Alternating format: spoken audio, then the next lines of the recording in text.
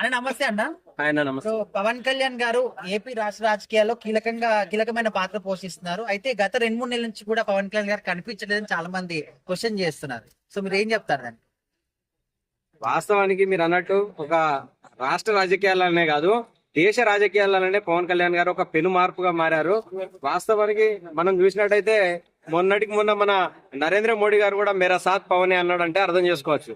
అంటే రాష్ట్ర రాజకీయాలే కాదు, దేశ రాజకీయాలను కూడా పవన్ కళ్యాణ్ గారు శాసిస్తున్నారు. ఎవరైతే పవన్ కళ్యాణ్ గారు కనబడడం లేదన్నారో వాళ్ళు కళ్ళున్న కబోదులు, వాళ్ళు కళ్ళున్నా చూడలేరు. ఎందుకంటే ఇప్పటికే అభివృద్ధి చేస్తున్నా కూడా అభివృద్ధి జరగడం లేదంటున్నారు. సంక్షేమ ఫలాలు ఇస్తున్నా సంక్షేమ ఫలాలు అందడం లేదు, అందులో 2000 నొక్కేస్తున్నారు అంటున్నారు. పవన్ కళ్యాణ్ గారు కనబడడం లే అంటున్నారు. ఇలాంటి కళ్ళున్న కబోదులకు మనం చెప్పేది మాట ఒకటే, మీరు మూసుకొని అన్ని సపరేట్గా ఉండండి. ఆల్రెడీ మీ సీట్లన్నీ చినిగిపోయినాయి, 11కి వచ్చింది. ఇక మిగిలిన అన్ని మూసుకొని సపరేట్గా ఉంటే బెటర్ అన్న. ఇప్పుడు పవన్ కళ్యాణ్ గారు అంటే ముఖ్యంగా మహిళల పట్ల, మహిళల రక్షణ కోసం ఎక్కువగా ఆయన పాటుపడుతుంటాడు. కానీ రీసెంట్ గా కుప్పంలో ఒక మహిళని ఎంత దారుణంగా కొట్టారు మనం చూసాం, చెట్టు కట్టేసి. సో అలాంటి విషయాన్ని కూడా ఆయన రియాక్ట్ కాలేదు, ఎటెళ్ళిపోయాడు, దాక్కున్నాడు అని కూడా చాలా మంది అడుగుతున్నారు. ఏం చెప్తారు? దాక్కోవడం అని కాదన్న. ఇప్పుడు ఎందుకంటే రాష్ట్ర భవిష్యత్తు గురించి ఆయన ప్రణాళికలు అనేది రచించడం జరుగుతుంది.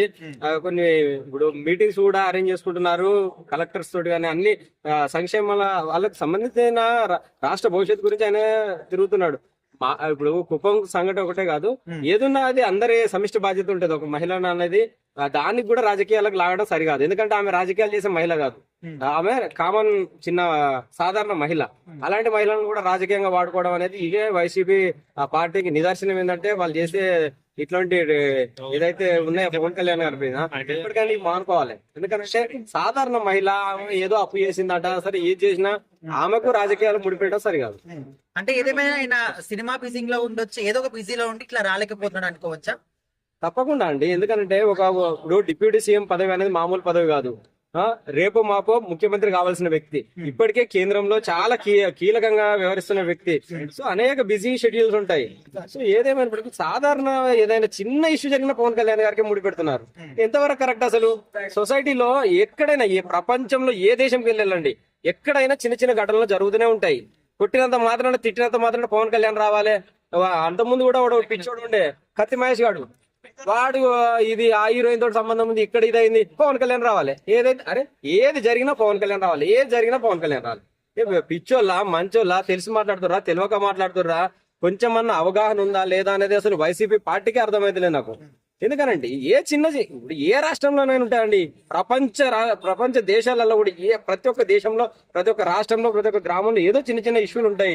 ఎవరో కొట్టినంత మాత్రాన సరే కొట్టడం అది తప్పే, రైట్ అని ఎవరు కూడా అనడం లేదు. కానీ దానికి పవన్ కళ్యాణ్ రావాలి అది కాదండి సమస్యను. మీ దగ్గర దమ్ముంటే, మీ దగ్గర వైసీపీ పార్టీ ఎవరైతే అక్కడ నాయకులు ఉన్నారో దానికి పవన్ కళ్యాణ్ రావాలని క్వశ్చన్ చేయడం కాదు, ఆ సమస్యను పరిష్కరించి అప్పుడు మీరు ప్రజల దగ్గర మన్నలను పొందండి, మంచి గుర్తింపు వస్తుంది మీకు ప్రజల దగ్గర. అంతే తప్పించి అన్నిటి అంటారు మోకాలు బొడుగుండుకు ముడిపెట్టి పవన్ కళ్యాణ్ రావాలంటే ఎట్లా వస్తారండి? ఆయనకు చాలా బిజీ షెడ్యూల్స్ ఉన్నాయి, చాలా ఇది ఉంది. ఇప్పుడు ఎవడో కనబడడం లేదంటుండు. మొన్న పాపం అభిమాని కోరిక మేరకు సెలూన్ వచ్చి కటింగ్ షాప్ ఓపెన్ చేయడం జరిగింది. ఇది 20 రోజులు కూడా కావడం లేదు, 2 నెలలుగా 3 నెలలు కనబడతలేదు. ప్రతి అభివృద్ధి కనిపిస్తే సరిపోద్దండి. పవన్ కళ్యాణ్ గారి మాట పదే అభివృద్ధి కనిపిస్తే సరిపోద్ది, పవన్ కళ్యాణ్ అవసరం లేదని ఎన్నోసార్లు చెప్పాడు.